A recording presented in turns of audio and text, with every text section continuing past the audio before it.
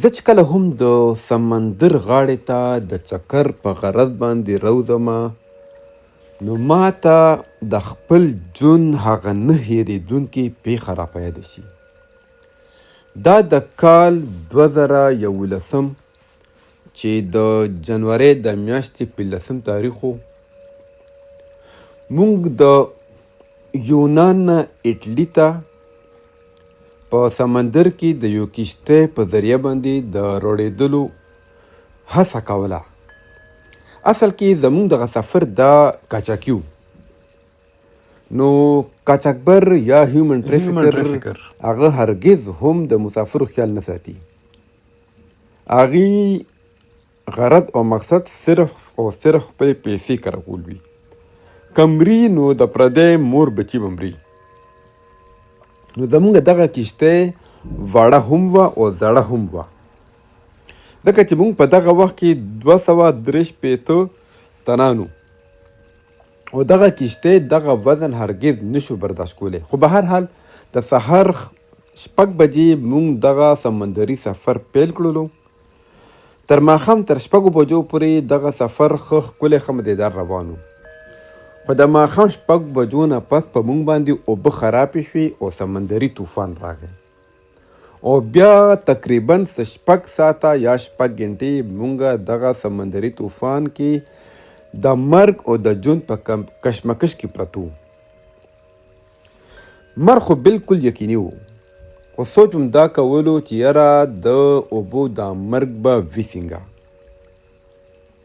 خو به هر حال د الله تعالی فضل و کرم و چې په دغه وخت کې په موږ باندې یو سمندري جهاز را باندې راغی او زموږ د بچ کېدو الله تعالی دغه ذریعه وګرځوله.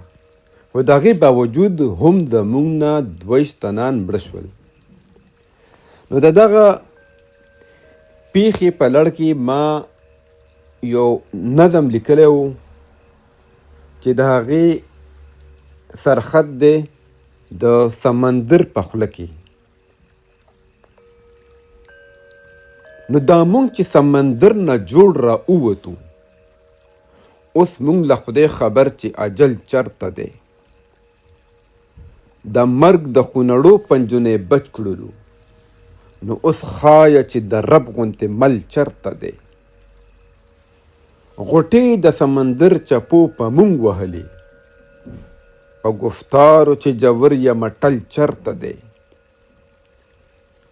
هم سرې سترګې غوسه کې سمندر ویلي چې زمانه مو څو خلاص کړي اتل چرته دی.